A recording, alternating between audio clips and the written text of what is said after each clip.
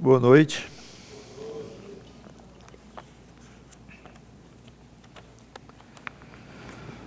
Vamos ao livro de Atos, capítulo 17.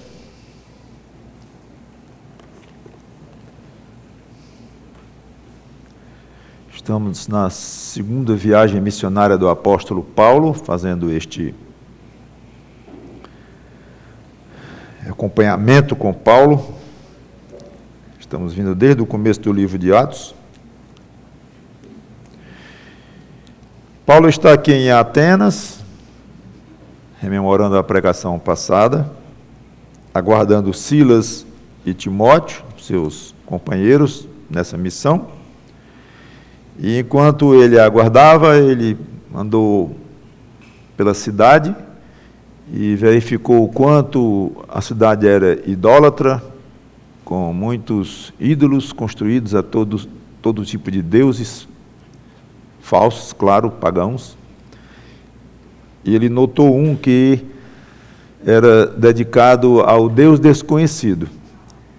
Então ele estava no Areópago, que é o lugar onde se reuniam as cabeças da cidade, os mais importantes ali, e ele foi convidado para ir lá e expor o que ele tinha a dizer. Ele começou fazendo uma bela pregação, que nós já vimos em detalhes, até o versículo 25, mas é uma pregação extensa e tão rica que eu achei por bem dividir em 3 partes. E esta é a segunda. Então, eu fui até o versículo 25, e vamos começar então do 26. Vamos ler do 25 apenas para pegar o contexto, mas eu já expliquei. Mesmo assim, vamos lá do 25. Falando de Deus que fez o mundo e tudo o que existe, falando de um Deus criador, né? Aí disse: ele não habita em santuários feitos por mãos humanas, finalzinho do 24, aí no 25, nem é servido por mãos humanas, como se de alguma coisa precisasse, pois ele mesmo é quem a todos dá vida, respiração e tudo mais. De um só fez toda a raça humana para habitar sobre toda a face da terra, havendo fixado os tempos previamente estabelecidos e os limites da sua habitação. Aqui eu parei. Então vamos realmente continuar a partir deste momento. Para buscarem a Deus, se porventura tateando o possam achar, bem que não está longe de cada um de nós, pois nele vivemos e nos movemos e existimos. Como alguns dos vossos poetas têm dito, porque dele também somos geração. Vamos orar. Santo Deus, nosso bom Pai, que o Teu Santo Espírito nos ilumine no que vamos colocar aqui, toque corações de pessoas salvas em Cristo, a maioria sem dúvida, mas alguns que porventura não tenham chegado a este bendito ponto da sua vida, e mais importante, que seja aquele que assim está, seja tocado do alto e venha enxergar a verdade como um dia nós enxergamos, que estava vedada aos nossos olhos míopes. Então, que caia esta venda dos olhos de quem vai ouvir e se entregue a Cristo como nós fizemos um dia. É em nome dele que te pedimos e agradecemos. Amém.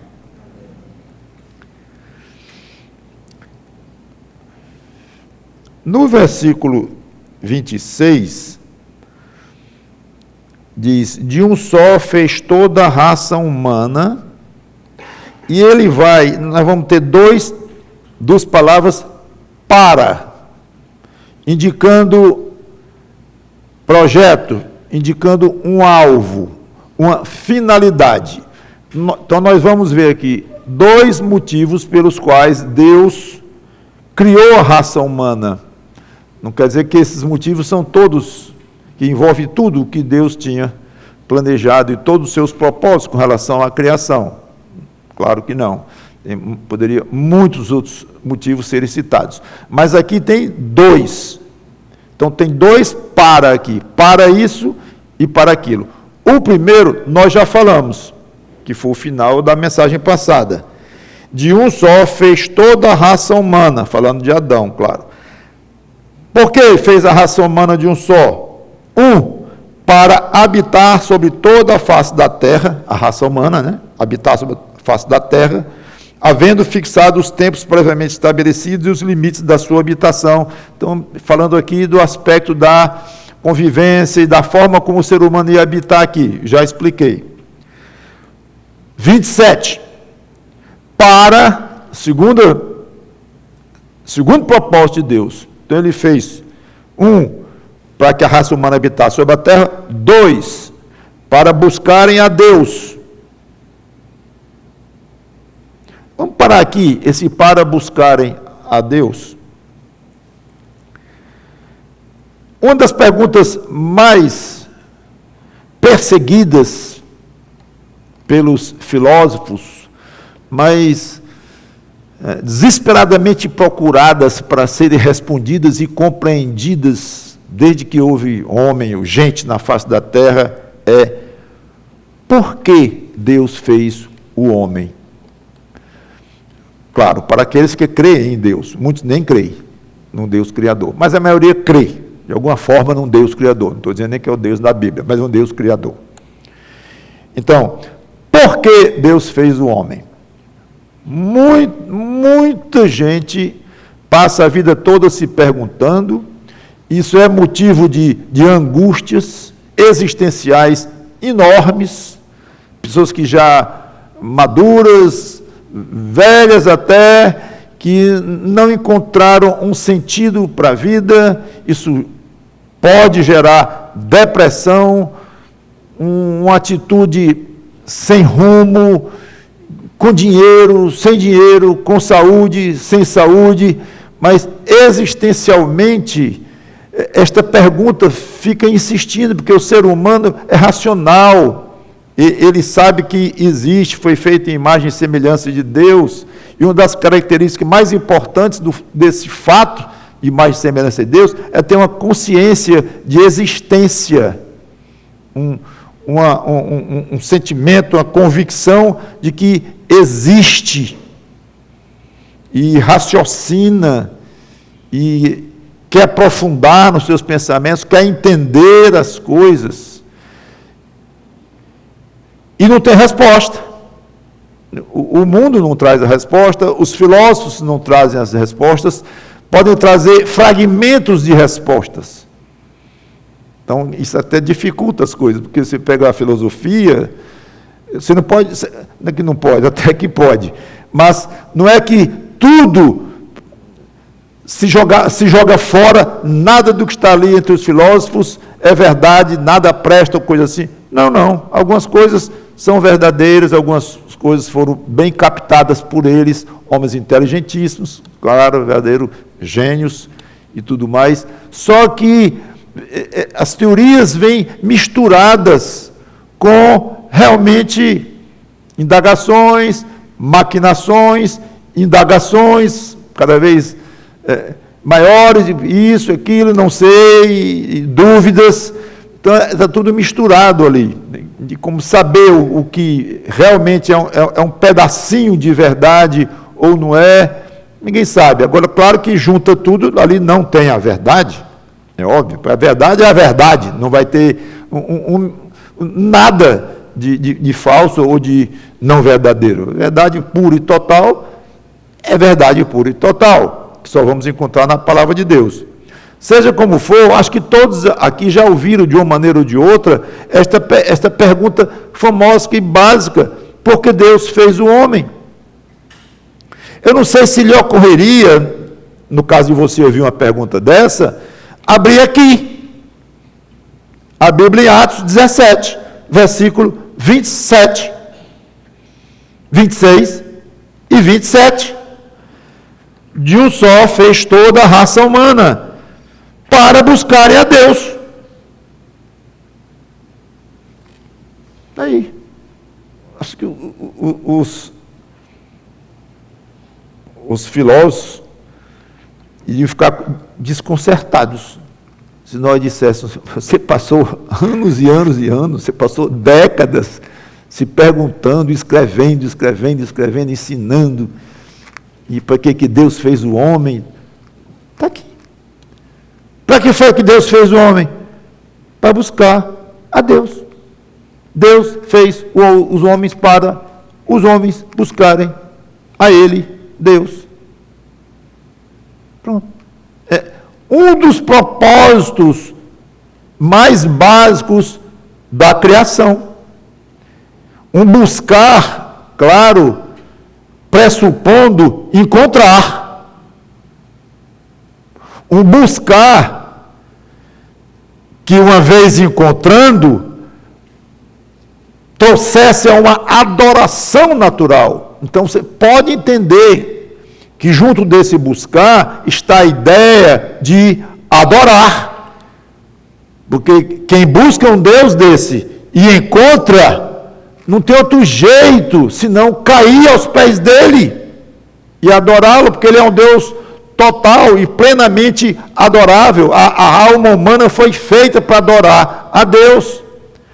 Então, essa busca aqui de que Paulo fala, se referindo a um dos propósitos originais de Deus criar o homem, e Deus criou o homem sem pecado, em condições de encontrar Deus, até conversava com Deus, como nós sabemos lá em Gênesis, no pouquinho que a Bíblia fala sobre o homem viver ainda sem pecado, que pecou logo no início, mas o pouquinho que temos, tem lá Deus aparecendo e conversando com o casal, Adão e Eva.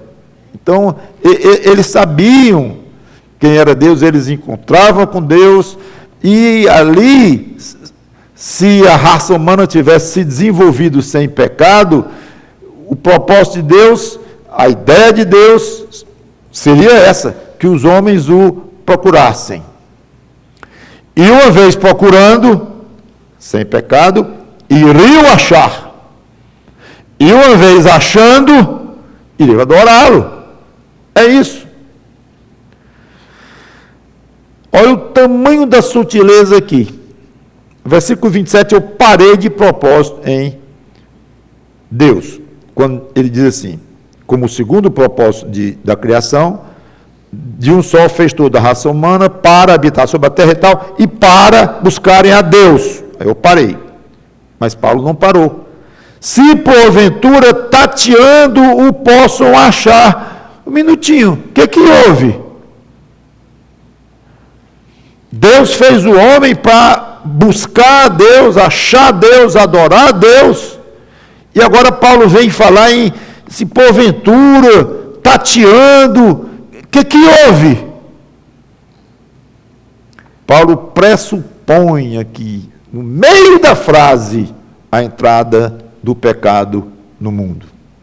Ele pressupõe, como se dissesse, aconteceu algo em que essa busca se tornou complicada.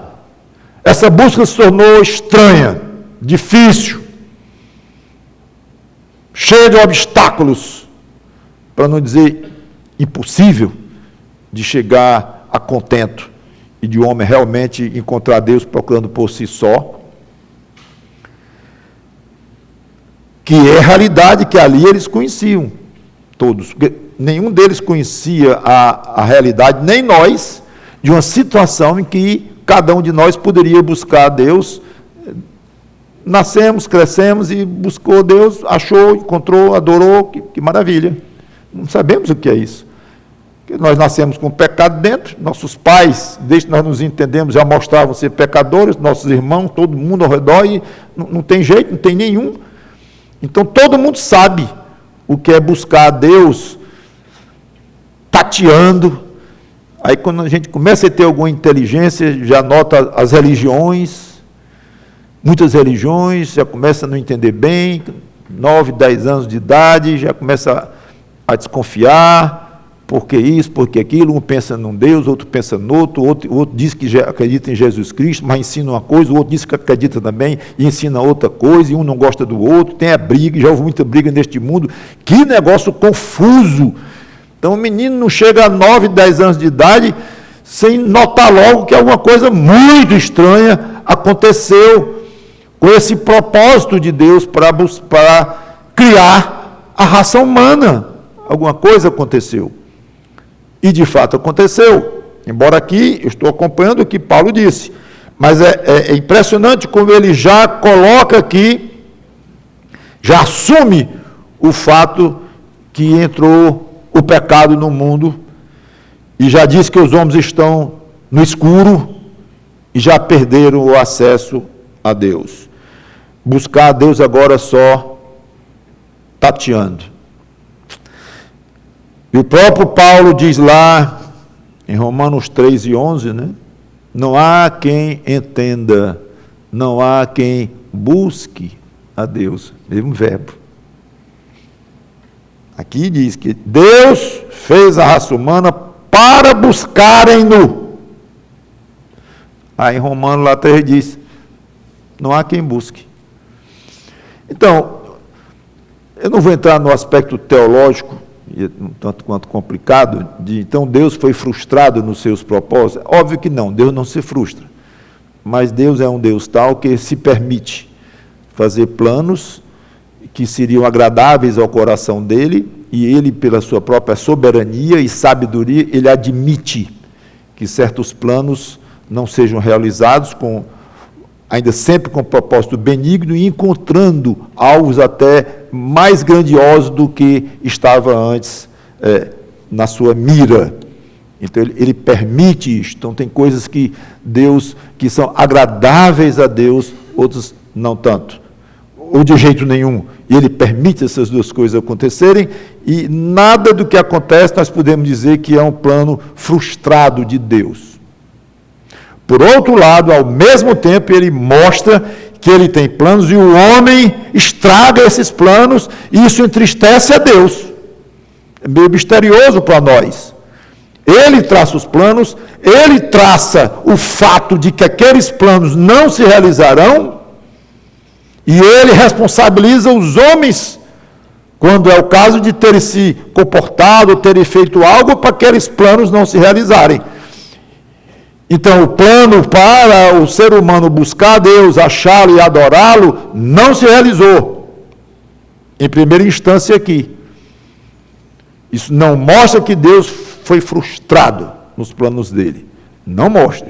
Estava nos planos dele que o plano dele não fosse levado a efeito pelos seres humanos, por culpa dos seres humanos. Aí ele vai culpar duramente Adão, Eva, nós, humanos, como estivéssemos todos ali em Adão, e nascemos pecadores, e é assim. Então, não é que foi frustrado o plano.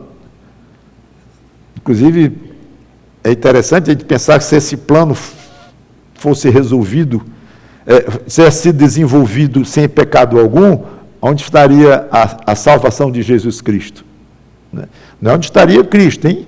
Olha essa pergunta. Cristo é Deus, é eterno. Coitado de Jesus Cristo.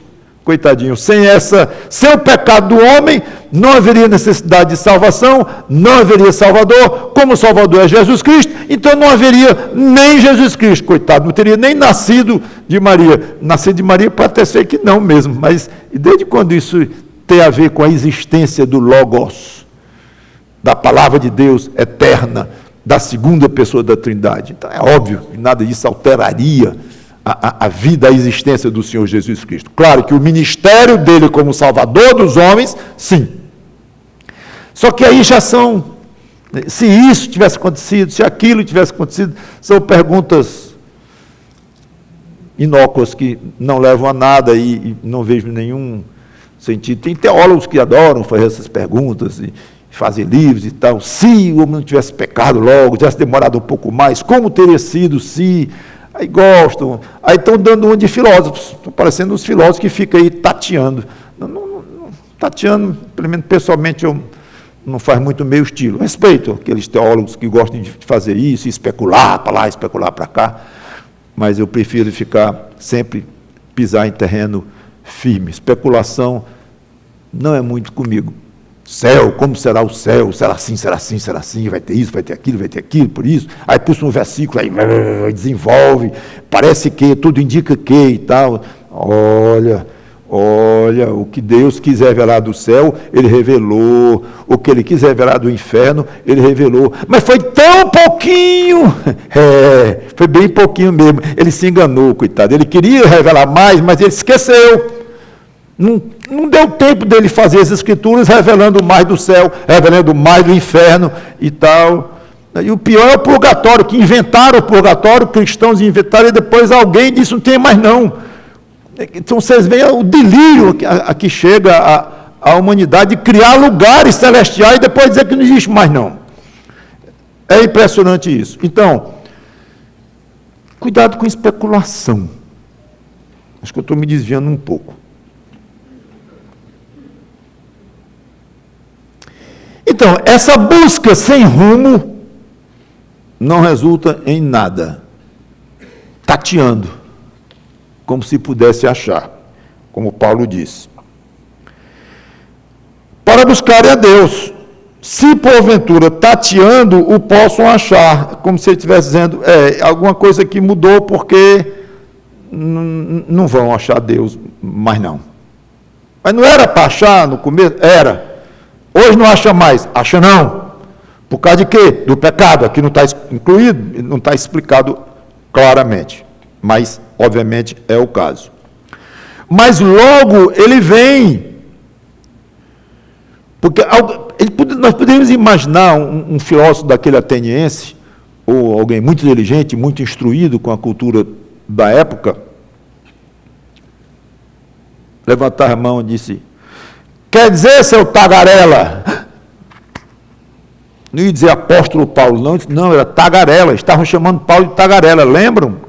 Quem é esse tagarela aí que está dizendo umas coisas estranhas aqui no meio de nós? Então, ali para eles não era apóstolo Paulo, reverenciado e respeitado entre os cristãos e tal. Não, era um monte de pagão que estava reunido ali, tudo idólatra, com muitos deuses, até um deus desconhecido, eles faziam lá um ídolo, um altar. Então, para eles era um tagarela. Bota esse camarada para falar aí, para ver se sai alguma coisa. Eu já expliquei que tagarela, no original mesmo, significa alguém que fica juntando fragmentos de teorias e junta tudo e diz alguma coisa. E bonito e tal, uma mistura danada e tal, mas no fim não quer dizer cor nenhuma. E nem é original. Ele aproveita a cor dos outros, requentadas, junta e taca para frente. Então, era assim que eles achavam que Paulo era, dizendo umas coisas até bonitas e interessantes, tanto que o convidaram para ir para o Areópago fazer um discurso. Sou tagarela, quer dizer então que Deus se afastou totalmente da raça humana? É isso que o senhor quer dizer? Que esse Deus, que para ele já era novidade, um Deus que fez tudo, criou toda a raça humana. Quer dizer que esse Deus que o senhor está dizendo, que fez a raça humana, para que essa raça humana, nós, humanos, o buscássemos, então ele se afastou de nós. A gente não encontra mais não. Ele nos abandonou a todos. É isso que estou dizendo? Não. Exatamente não. Quase. Mas, a rigor, não. Olha a frase dele. Bem que ele não está longe de cada um de nós, pois nele vivemos, nele nos movemos e existimos. Sim, por um lado, a raça humana está sem acesso a Deus. Foi feita para buscar e achar esse Deus. Não consegue mais. Não consegue encontrá-lo. Perdeu o acesso. Livre acesso a Deus. Perdeu. Paulo diria. Estou dizendo isso mesmo. Perdeu. Por outro lado, deixe-me dizer que Deus está bem perto do ser humano. Ele não é mais encontrável pelo ser humano, mas ele está pertinho, bem pertinho. Então, como o senhor acabou de perguntar aí, o senhor filósofo, o senhor pagão aí, não é que ele nos abandonou e nos deixou de lado, não. Que não temos acesso, não temos mais mesmo, direto. Mas que estamos abandonados por ele, também não. Os homens são totalmente dependentes deste Deus, estão totalmente envolvidos em Deus, mesmo que não reconheçam, não saibam, não sintam, mas estão, e nem sequer respiram se esse Deus existir. Imagine um peixe no mar, cercado de água, respirando, se movendo, vivendo naquele ambiente. Agora, tire a água. Não se moverá mais, não mais conseguirá viver, aquele peixe deixará de existir. Assim, Paulo tentou expressar, embora não usou a figura do peixe, mas ao dizer que nós vivemos e nos movemos, mover, esse mover inclui um dedo se mexer, um levantar-se, um piscar, um movimento físico qualquer. Então, nenhum de vocês aqui, Paulo dizia, pode mexer a cabeça, se não for pelo controle, pelo conhecimento e por Deus estar bem pertinho do seu pescoço. Não vive e não existe. Você cessaria imediatamente de existir. É o que Paulo está dizendo aqui. Estamos imersos em Deus. Isso não é um pensamento panteísta, como se Deus, o panteísta, acha que Deus é o ar que nós respiramos, que Deus é o tronco da árvore em que a árvore está sustentada, e Deus é as coisas, é um conjunto de todas essas coisas que estão ao nosso redor. Paulo não está dizendo isto, mas Deus mantém todas as coisas para o nosso suprimento, para a nossa vida, nos criou, e dá água, e dá o ar, tudo. Ele não é o ar, ele lhe dá o ar que ele criou, ele lhe dá água. Ele não está na água, não é a água. Ele existe à parte da água. Se desaparecer a água, Deus não é afetado em absolutamente nada. Ou o ar, ou o mundo, ou o universo, ou o sol, as estrelas, se desaparecer, tudo isto não afeta Deus em absolutamente nada, embora tudo esteja submerso ou imerso nele, tal como o peixe, como já expliquei. Entendemos que é isso que Paulo quis dizer lá. Ele criou, nos criou, mantém vivo e usa como meios as coisas que ele criou ao nosso redor para nos manterem vivos. A comida, o ar e tudo mais. Ao dizer que Deus não estava longe deles, Paulo quis muito mais do que fazer apenas uma afirmação teológica. É óbvio, até pelo que vai dizer ainda, que ele queria incentivar o aspecto evangelista de Paulo, incentivar os ouvintes a se achegarem a esse Deus, que aparentemente se abandonou os homens, que não é mais acessível, mas que não é bem assim, porque ele está bem pertinho, e não só está bem pertinho, mas como você, meu ouvinte, como se Paulo estivesse dizendo, você vive por causa desse Deus, respira por causa desse Deus, se move por causa desse Deus. Que tal procurar este Deus? Criador, totalmente responsável pela sua existência e sua sobreexistência. Que tal? Isso, evangelismo é isso. É levar o ouvinte que não conhece Deus de uma maneira espiritual, conhece de ouvir falar, mas que não tem acesso a Deus, e dizer: Deus está perto de você, bem perto. Ele é acessível, não diretamente por você.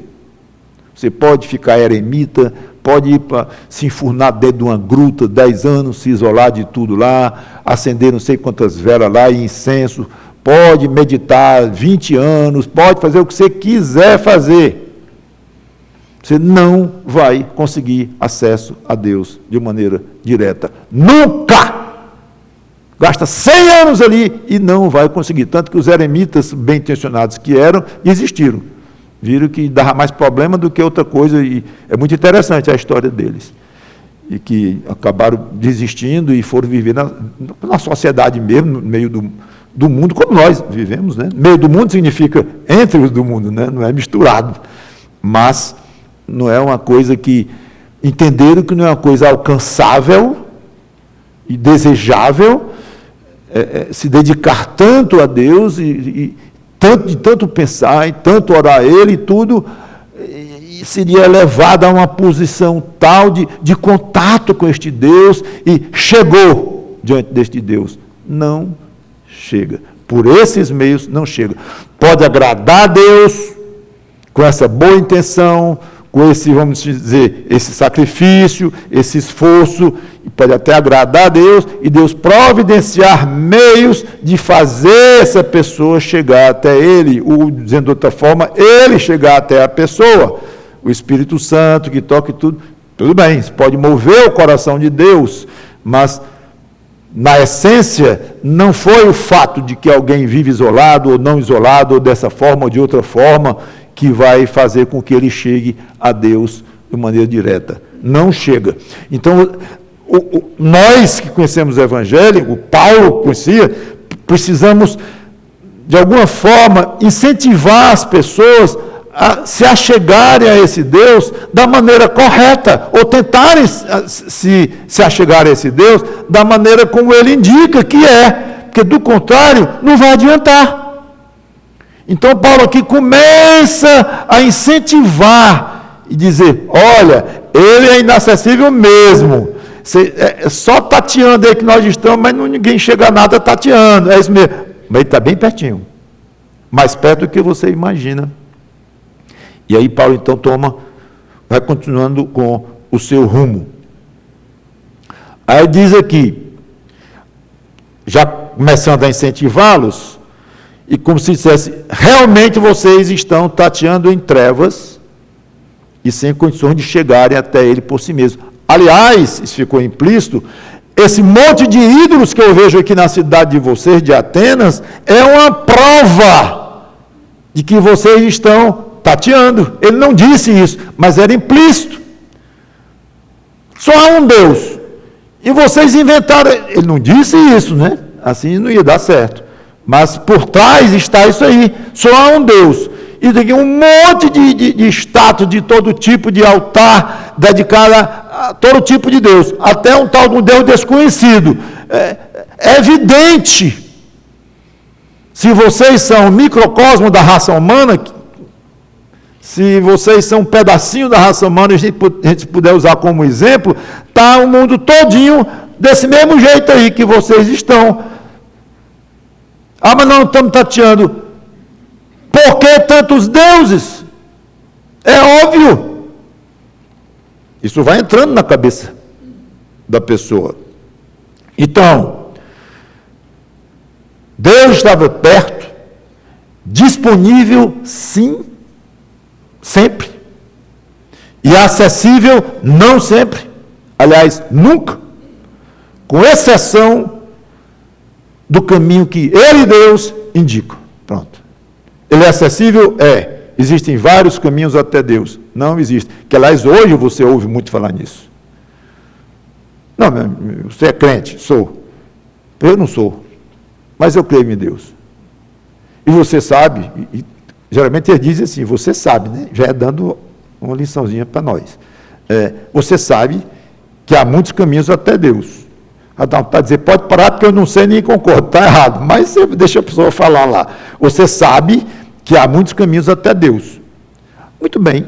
Não há muitos caminhos até São Paulo? Um monte de caminhos aí. N caminhos, você chega em São Paulo. Tudo bem. Imagina Deus. Há muitos caminhos até Deus. Ótimo. Você segue por um, eu sigo por outro. Aquele cabra que vai passando do colar segue por outro. Então, há 1000 caminhos até Deus e um dia a gente se encontra lá. Bonito, né? Raciocínio elegante, inteligente, racional, que tem como modelo as coisas daqui, de fato tem muitos caminhos até um certo ponto, tudo bem, mas está furado, não funciona com Deus. Então, Deus está acessível? Sim, de várias formas, não, e não, nunca aceite esse argumento, seja elegante, deixa o outro acabar de esgotar os argumentos dele e tal, seja hábil, mas nunca concorde, nem de perto. Não sabe o mal que você estaria fazendo a uma pessoa assim, e a você próprio, né? Porque você estaria pregando um evangelho diferente do que é. Só há uma maneira. Ninguém vem ao Pai senão por mim. Jesus disse, só há um caminho. A Bíblia diz isso claramente. Então, agora Paulo vai já anunciar que maneira é essa de ter acesso a Deus. Mas antes disso, ele dá uma de gênio, aqui, evangelisticamente falando, como evangelista. Como alguns dos vossos poetas têm dito, porque dele também somos geração. Agora, Paulo se utiliza de algo que eles davam valor. O tagarela que ficava juntando teorias daqui e dali, agora ele está puxando um valor deles, um patrimônio deles. Que patrimônio? Os poetas deles. Todo o país, de uma maneira geral, tem orgulho dos seus poetas. Na escola, desde pequeno, nós ouvimos dos grandes poetas brasileiros, e quando é conhecido internacionalmente, sabemos aqui e ali nome de poetas pelo mundo todo, se valoriza, e especialmente de onde ele é, né?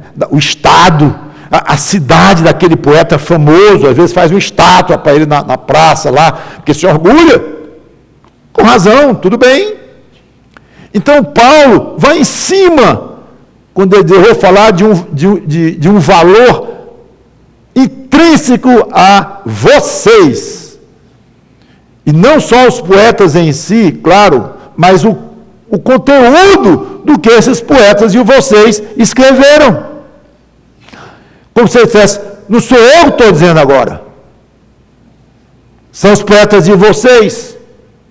Então ele volta a encontrar um ponto em comum. Porque eu digo que ele volta a encontrar, porque eu já expliquei na semana passada que ele começou o discurso dele, a pregação dele, usando um ponto comum. O quê? O altar do Deus desconhecido. Eu estou vendo que vocês são muito religiosos aqui, inclusive que vocês têm um altar ao Deus desconhecido. Que absurdo! Como é que pode fazer um altar a um Deus que vocês nem conhecem? Não, ele usa o contrário. Pois bem, eu quero falar para vocês exatamente deste Deus desconhecido. De quem é esse Deus desconhecido? Deles. Quem fez um altar para esse Deus desconhecido? Eles. Então Paulo usou algo em comum e um valor deles para lançar os argumentos de Paulo. Primeira vez. Agora, segunda vez, logo depois, falando dos poetas. Ele cita os poetas atenienses, alguns, o resumo do que os poetas diziam. Agora, os poetas eram panteístas mesmo, a maioria, sim, pagãos, e, claro, não acreditavam no Deus Criador e tal, não. Achavam mesmo que Deus estava em tudo. Claro, tinha N variações de filosofias, de pensamentos, um filósofo não concordava com o outro, e xingava o outro, era uma coisa complicada. Também, algo muito especulativo, né? Não podia ter algo em comum, tudo em comum, não tinha. Mas seja como for, de uma maneira geral, eram panteístas. Ou seja, Deus era tudo, estava em tudo. Mas Paulo não queria saber aqui se eles eram panteístas, se não eram. Paulo não estava aqui defendendo os poetas, defendendo o resumo, a essência do que aqueles poetas escreveram. Absolutamente. Paulo pegou um pontinho do que aqueles poetas escreveram, um pedacinho, tirou com uma pinça. Isso aqui eu quero usar. E usou de uma maneira correta, verdadeira.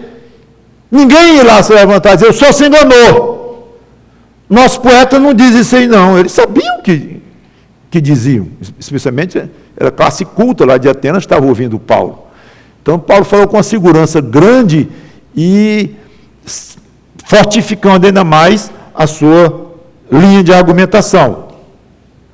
Então, sem concordar com a filosofia deles em geral, Paulo mostra algo muito interessante. Mostrar que os atenienses, com a sua idolatria de não sei quantos deuses, eles estavam desafiando com os próprios poetas. Dele somos geração. Tudo bem que os poetas podiam falar de um Deus, o outro de outro, mas a ideia de um Deus que gerou a raça humana.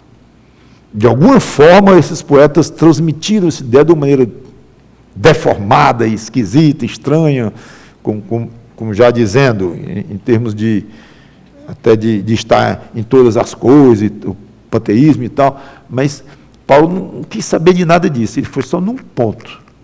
Vocês têm poetas entre vocês que reconhecem que os seres humanos são geração de um Deus criador, ou até de deuses. Ele entrou nesse mérito aqui, apesar de que Paulo já tinha dito que era um Deus, ele já estava tocando na tecla de um Deus só. Então, de uma maneira espetacular, ele vai para algo que eles próprios davam valor. No versículo 29 vem um ponto importantíssimo da pregação. 29. Que mudança é essa? Muito importante, de fato houve uma mudança aqui. É que ele passa da exposição para a aplicação. Do ensino geral, até aqui está falando de maneira geral, Deus, Criador, raça humana de um só, fez tudo e tal. Agora ele passa para uma exortação particular. Até aqui ele vinha explicando quem era Deus, que ele anunciava, e o que é que esse Deus esperava dos homens. Como já falei, deu até 2 motivos pelos quais Deus criou o homem. Agora ele se dirige à Assembleia, diretamente para vocês, lá os que estavam na frente dele, como se deixasse a raça humana toda de fora e apontasse para eles. A raça humana de fora, quer dizer, o resto da raça humana de fora, porque eles também eram raça humana.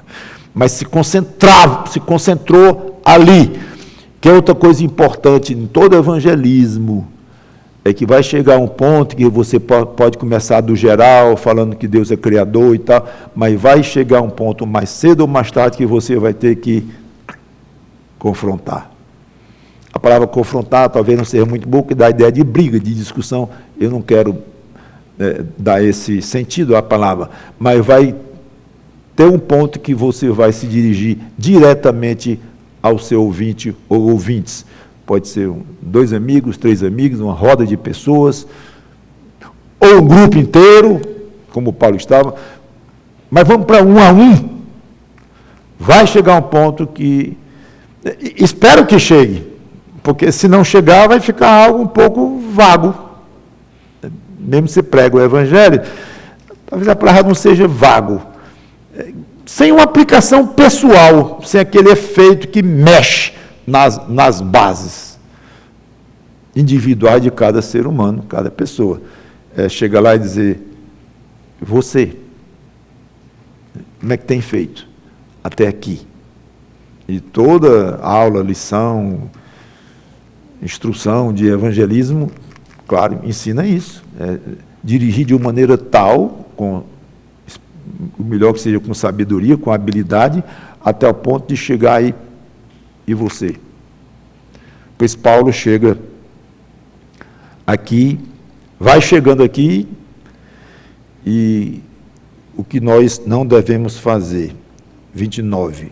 Sendo, pois, geração de Deus, conforme os poetas de vocês disseram, agora sou eu que estou dizendo, embora de uma maneira muito mais profunda e correta, não devemos pensar que a divindade é semelhante ao ouro, à prata ou à pedra, trabalhados pela arte e imaginação do homem.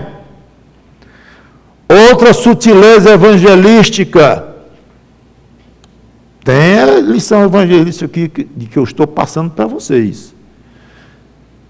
Ele se incluiu, notaram? Ele usou o plural.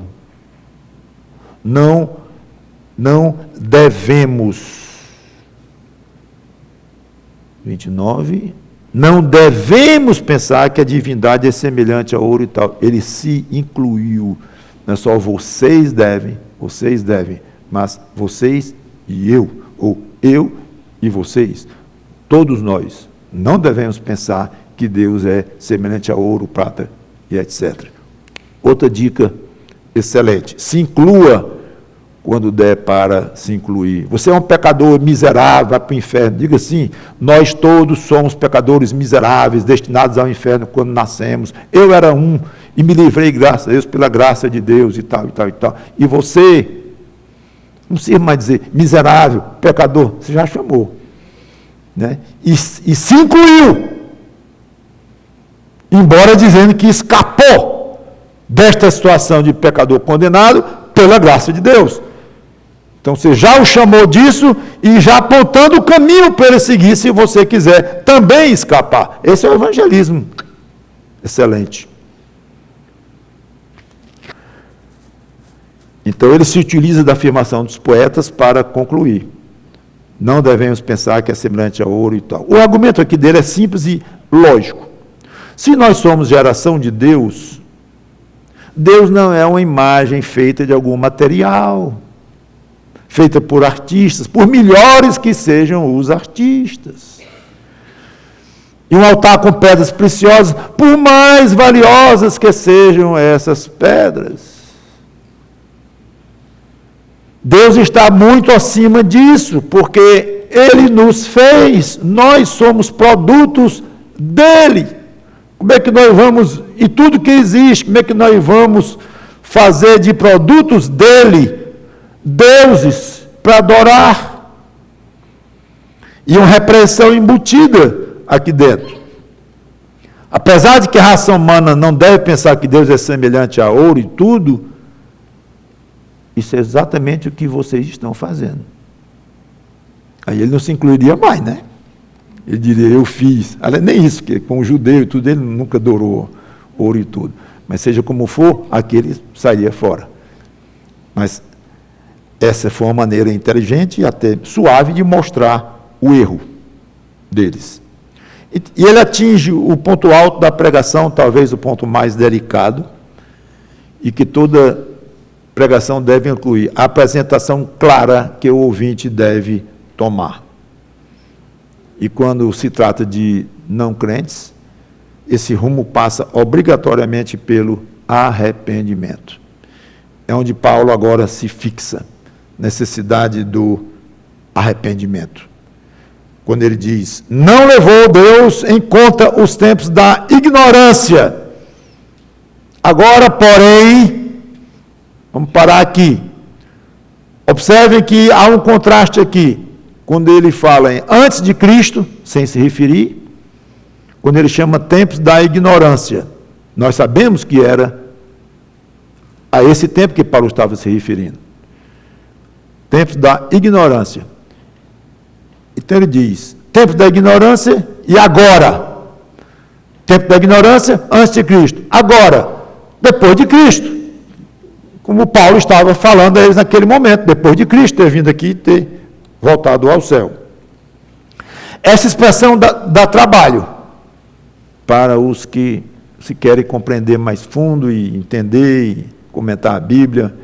Não levou em conta os tempos da ignorância. Esse não levar em conta, literalmente, significa olhar para cima. Que na nossa expressão no português, é muito comum fazer vista grossa. É exatamente o que Paulo disse aqui. Curioso, né? Então, antes de Cristo, é como se Deus tivesse olhado para cima. É curioso porque Deus não olha para cima nesse sentido, né? Mas nossa expressão é Deus fez vista grossa. Tem um outro lugar que diz é como Deus tivesse piscado. Muito interessante. Como se o olhar de Deus, muito agudo, muito intenso, tivesse piscado em momentos pré-Cristo. É complicado, e isso envolve soberania de Deus e coisas até não reveladas, que não nos explica com tantos detalhes. Eu não vou aprofundar isso, não sei nem se eu poderia, porque é muito misterioso, mas eu quero dizer apenas uma coisa muito simples. Por um lado, isso não significa que antes de Cristo todos os pecados ficaram automaticamente perdoados. Não, a Bíblia nega isto. Eu poderia aqui, que eu não vou, abrir um parênteses e mostrar, vejam isso. Não. Então não houve período na Bíblia em que os homens, os seres humanos estavam completamente dispensados de qualquer tipo de atitude com relação a Deus, que não havia condenação nenhuma e que todos iriam para o céu. Está dizendo aqui que Deus não levou em conta, então Deus piscou, ou Deus olhou para o alto, ou Deus fez vista grossa, então, não é isto. Porque a Bíblia nega, claramente. Por outro lado, sim, indica um rigor diferente da parte de Deus com relação ao pecado do ser humano antes de Cristo e depois de Cristo. Sim. Fala. Até onde nós podemos entender é que mostra um certo rigor, uma certa variação no rigor com que Deus vai julgar os de antes de Cristo e os de depois de Cristo. E isso combina com a ideia de responsabilidade humana frente ao que conhece. Os que muito sabem, os que muito conhecem, aos que se dá mais, será o mais cobrado, será o mais responsabilizado. Então, não é tão estranho para nós isto, porque esse princípio já existe nas Escrituras. A ideia de saber mais das coisas de Deus gera mais responsabilidade. Saber menos gera menos responsabilidade. Não ao ponto, como já disse, de não haver perdição, não haver inferno para essas pessoas, e esquece esse negócio de salvação, de perdição, para você não está valendo nada antes de Jesus Cristo. Absolutamente não. Então, o melhor que eu posso explicar é isto, do que isso significa, embora reconheça que não explica 100%, e Deus não quis explicar mesmo, além do que já explicou. Seja como for, antes de exibir toda a sua ira contra o pecado, como ele vai fazer, e executar a sua justiça, Deus, o que dá a entender é que Deus queria oferecer à raça humana uma base para o perdão definitivo de pecados, o que somente aconteceu quando Cristo veio. Muito bem. Agora os ouvintes estavam confrontados com o presente. Agora estava na hora de dizer, lá no versículo 30, agora, porém, diferente dos tempos da ignorância, não estamos mais naquele tempo em que Deus olhou para cima, Ou fez vista grossa? Não! Vocês, pensadores aqui da cidade de Atenas, a situação agora é diferente. Para vocês, Deus notifica aos homens que todos em toda parte se arrependam. Essa é a ordem do Evangelho do Senhor Jesus Cristo. Desde que ele esteve aqui e inaugurou a era da igreja, pregou o Evangelho, trouxe a sua salvação e morreu, ressuscitou, voltou para o céu. De lá até hoje, esta é a regra para o índio, para o esquimó, para qualquer pessoa que você venha encontrar neste mundo. Esta é a regra. Meu amigo, se arrependa. Quem disse isso? Como é que você sabe? Tá? Deus notifica para que todos os homens em toda parte, veja aí a generalização, a globalização do Evangelho, ou da necessidade do Evangelho ser pregado. Finalmente, versículo 31, já encerrando. Por que isso, ô seu tagarela? Porque agora, antes era assim, agora é assado, agora Deus manda todo mundo se arrependa e eu vou ter que me arrepender também. Por quê? De quê? Porque estabeleceu Deus um dia em que há de julgar o mundo com justiça. Olha, vem julgamento aí, seu ateniense. Fique atento. Esse negócio de fazer altarzinho para Deus para lá, Deus para cá, isso aí isso não vai resolver nada, não. Vem um dia de justiça feita pelo Deus que lhe criou e que lhe mantém respirando. Não brinque não, seu atenienses insabido. Um dia em que há de julgar o mundo com justiça, por meio de um varão, um homem, um ser humano, que ele Deus destinou e acreditou, ou seja, deu crédito. Este é meu filho amado em quem me comprado. E acreditou isso aí, não é acreditou crer, é deu crédito. Ele recomendou, ele endossou, ele avalizou o que ele pôde. Deus Pai, ele avalizou este varão aqui que vai julgar, por Deus, julgar o mundo. E deu crédito diante de todos, ressuscitando-o dentre os mortos. Paulo aqui chega em Jesus Cristo, embora não disse o nome nenhuma vez. Curioso. Eu acho que tem mais um ou dois versículos para encerrar o discurso de Paulo, mas eu vou deixar toda a próxima pregação para esses versículos finais, porque falam da reação do povo. Do povo não é nem o povo, é dos ouvintes do Areal, porque não era o povão, não. Era um pessoal bem elitizado ali, embora pagãos. Né? Mas a reação, as reações que houve ali são muito interessantes, eu quero comentar na próxima pregação, se Deus quiser. Vamos orar. Obrigado, Senhor Deus, pela Tua palavra, que o Teu Espírito nos ajude a entender estas coisas, a praticar, a viver e vibrar, porque fomos alcançados pela Tua graça, percorremos o único caminho aceitável a Ti, através de Cristo, e que sejamos prontos, desejosos, vibrantes para anunciar a Tua palavra para quem quiser ouvir. E toca corações, como te pedi no começo, de pessoas que ainda não têm Cristo como Salvador. É em nome dele que te pedimos e agradecemos. Amém.